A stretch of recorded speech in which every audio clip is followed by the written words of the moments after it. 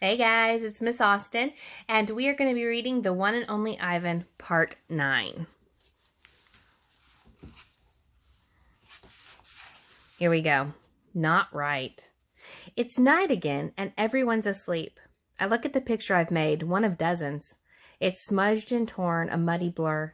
I place it beside the others lining my floor. The colors are wrong, the shapes are off. It looks like nothing. It's not what I'm trying to create. It's not what it's meant to be. It's not right. I don't know why. Across the parking lot, the billboard beckons as it always does. Come to the Exit 8 Big Top Mall and Video Arcade, home of the one and only Ivan, mighty Silverback. If I could use human words to say what I need, this would all be so easy. Instead, I have my pots of paint and my ragged pages. I sigh. My fingertips glow like jungle flowers, and I try again. I watch Ruby plod around the ring in endless circles, going nowhere. More visitors have been coming, but not many. Max says Ruby's not picking up the slack after all. He says he's cutting back on her food. He says he's turning off the heat at night to save money. Ruby looks thinner to me, more wrinkled than Stella ever was. Do you think Ruby's eating enough? I ask Bob. I don't know. I'll tell you one thing, though. You're sure as heck painting enough. Bob wrinkles his nose. That stench is unbelievable. And I found yellow paint on my tail this morning. Bob isn't happy about my night painting. He says it's unnatural. Now, while I work on my art, Bob sleeps on Knot Tag. He claims he prefers her because she doesn't snore. He says her belly doesn't rise and fall and make him seasick. What's this plan of yours anyway? Bob asks. If you explained it to me, I could help out. He gnaws at his tail. Maybe I could come up with something that doesn't involve, paint. I can't explain it, I tell him. It's an idea in my head, but I can't get it right. And anyway, I'm almost out of supplies. I should have known I wouldn't have enough. I kick at my tire swing. It's splattered with drops of blue paint. It's a stupid idea. I doubt that, Bob says. Smelly? Yes. Stupid? Never. Bad guys. Most of the day I doze. Late in the afternoon, Mac approaches. Bob slips under Knot Tag. He prefers to keep a low profile around Mac. Mac's gaze falls on my pool. A corner of my paintings is visible. What's that, big guy? He asks. I calmly eat an orange, ignoring him, but my heart is racing. Mac kicks at my plastic pool. Underneath it are all the paintings. Mac yanks on a piece of paper. It slips out easily, and he doesn't seem to notice the other paintings. The page is striped with green, which is what happens when blue paint and yellow paint get together. It's supposed to be a patch of grass. Not bad. Where'd you get the paint anyway? George's kid? He considers. I'll bet I can get 30 for this picture, maybe even 40. Mac turns on my TV. It's a Western, and there's a human with a big hat and a small gun. He has a shiny star pinned to his chest. That means he is the sheriff, and he will be getting rid of all the bad guys. If this sells quick, I'm going to get you some more of that paint, buddy, Mac says. He walks away with my painting, Ruby's painting. For a moment, I imagine what it would feel like to be the sheriff. Ad.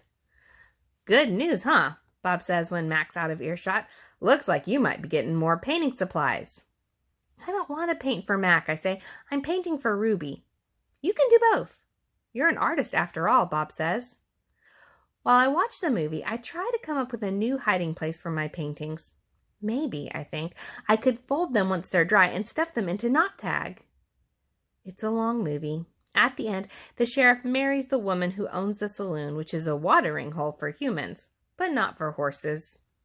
It's been a long time since I've seen a Western that was also a romance. I like that movie, I said to Bob. Too many horses, not enough dogs, he comments. An ad comes on. I don't understand ads. They're not like Westerns where you know who the bad guy is supposed to be, and they're hardly ever romantic unless the man and the woman are brushing their teeth before they face lick. I watch an ad for underarm deodorant. How do you know who's who if they don't smell? I ask Bob. Humans reek, Bob replies. They just don't notice because they have incompetent noses. Another ad comes on. I see children and their parents buying tickets, just like tickets Mac sells. They laugh, enjoying their ice cream cones as they walk down a path. They pause to watch two sleepy-eyed cats, huge and striped, dozing in long grass. Tigers, I know because I saw them on a nature show once. Words flash on the screen, accompanied by a drawing of a red giraffe. The giraffe vanishes, and I see a human family staring at another kind of family. Elephants, old and young. They're surrounded by rocks and trees and grass, and they roam to wander. It's a wild cage, a zoo. I can see where it begins and where it ends, the wall that says you are this and where are that, and that is how it will always be. It's not a perfect place. Even in just a few fleeting seconds on my TV screen, I can see that. A perfect place would not need walls, but it's the place I need. I gaze at the elephants. I look over at Ruby, small and alone. Before the ad ends, I try to remember every last detail. Rocks, trees, tails, trunks. It's the picture I need to paint. Imagining. It's different now when I paint. I'm not painting what I see in front of me, a banana, an apple. I'm painting what I see in my head, things that don't exist. At least, not yet. Knot tag. I pull out knot tag stuffing.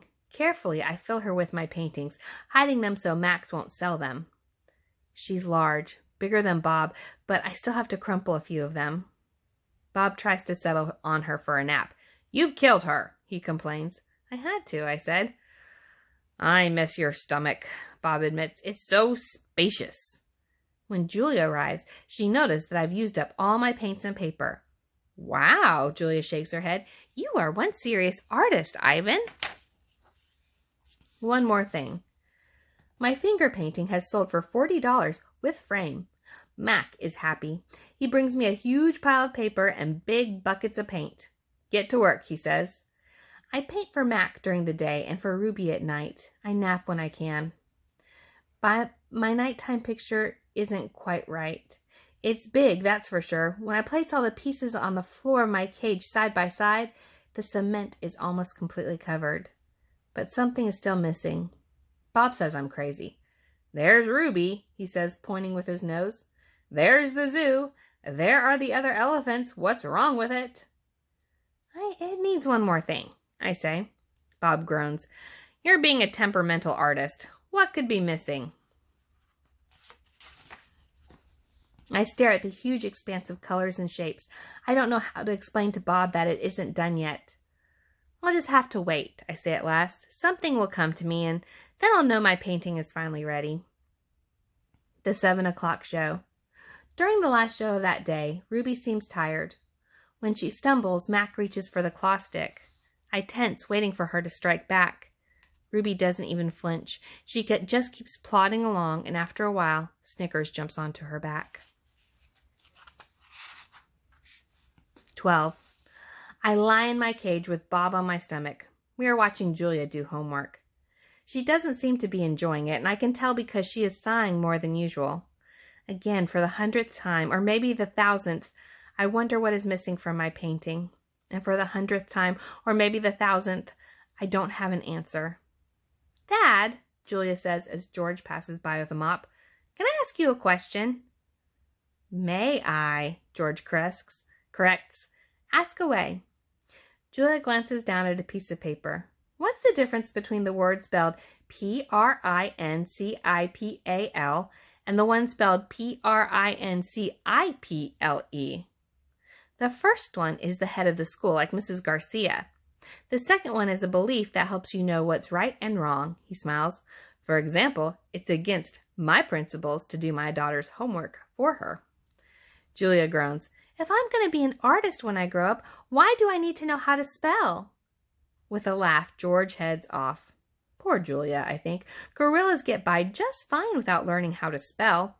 All those endless letters, those sticks and circles and zigzags, filling up books and magazines and billboards and candy wrappers. Words. Humans love their words. I leap up. Bob goes flying straight into my pool.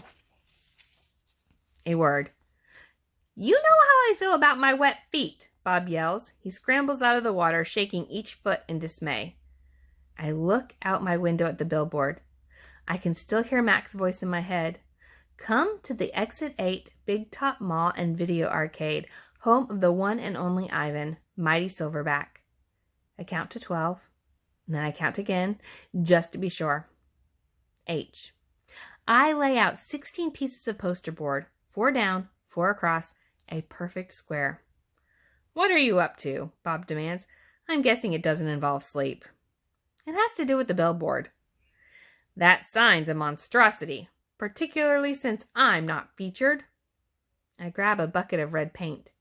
You're not on the billboard because you're not in the show, I point out. Technically, I don't even live here, Bob says with a sniff. I am homeless by choice. I know. I'm just saying.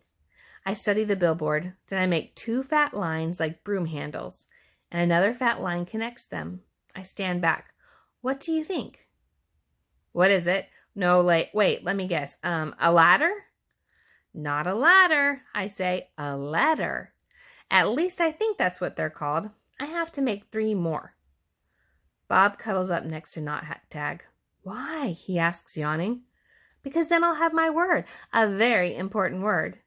I dip my finger into the paint. What word? Bob asks. Home. Bob closes his eyes. That's not so important, he says quietly. Nervous. All day long, I knuckle walk circles around my cage. I'm so nervous I can't nap. I can't even eat. Well, not very much anyways. I'm ready to show Julia what I've made. It has to be Julia. She's an artist. Surely she'll truly look at my painting. She won't notice the smudges and tears. She won't care if the pieces don't fit quite together. She'll see past all of that. Surely Julia will see what I've imagined. I watch Ruby trudge silently through the 4 o'clock show, and I wonder, what will happen if I fail? What if I can't make Julia understand? But of course I know the answer. Nothing. Nothing will happen.